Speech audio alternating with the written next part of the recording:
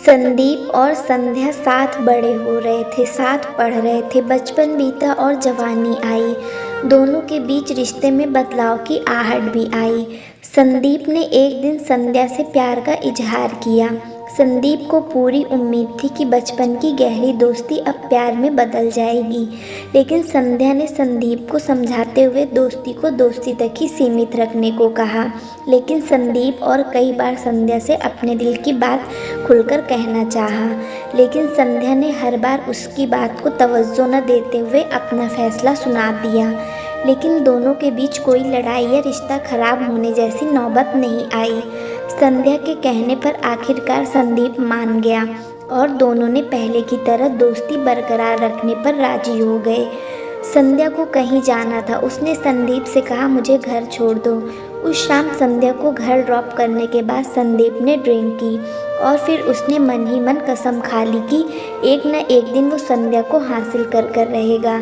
संध्या और संदीप की मुलाकात पहले की तरह होती रही और संध्या को कभी महसूस नहीं हुआ कि संदीप के दिल में उसके लिए क्या जज्बात पनप चुके थे। वो यही समझती रही कि अब कुछ पहले की तरह नॉर्मल था। संदीप को एक और झटका लगा जब उसे पता चला कि संध्या की शादी पक्की हो गई है। संध्या की शादी में संदीप ने हर ज़रूरी काम किया और संध्या के सामने उसकी खुशी में खुश रहकर दिखाता रहा। शादी के बाद संध्या प्रयागराज छोड़कर दिल्ली चली गई।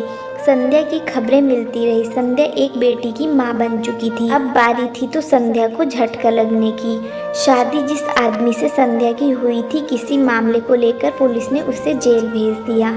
संध्या अकेली पड़ती जा रही थी और अक्सर अपने बच्चे के साथ प्रयागराज अपने मायके आती रहती थी। ये सारी खबरें संदीप को मिल रही थी। संदीप को लगने लगा था कि संध्या को पाने का वक्त आ चुका है। संध्या अपने पति के केस के सिलसिले में प्रयागराज पहुंची।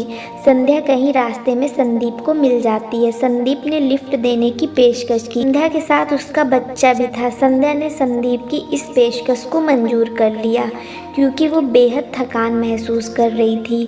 संदीप ने थकान देखी तो संध्या और उसके बच्चे को पानी की बोतल दी। दोनों ने पानी पिया, फिर दोनों को अपनी गाड़ी से लिफ्ट दी।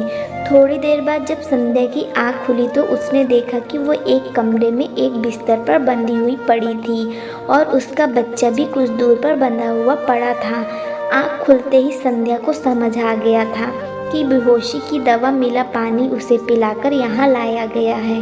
अब वो बहुत ही ज़्यादा डर चुकी थी और संदीप कमरे में दाखिल हुआ तो संध्या चीख पड़ी। संदीप दरवाज़ा बंद करने लगा तो संध्या ने कहा, तुम पागल हो क्या कर रहे हो? छोड़ दो, हमें जाने दो। संदीप बोला, हाँ पागल हूँ, मैं सालों से तेरे लिए पागल हूँ, लेकिन तुझे ना तो मेरा प्यार दिखा और ना पागलपन। अब दिखाता हूँ तुझे सब कुछ। संध्या रिक्वेस्ट करती रही लेकिन संदीप ने संध्या की एक न सुनी। वो आगे बढ़ता रहा और संध्या की इज्जत को तार तार कर दिया। संदीप ने अपनी सारी ख्वाहिशें पूरी कर ली और कई दिनों तक ये सब चलता रहा।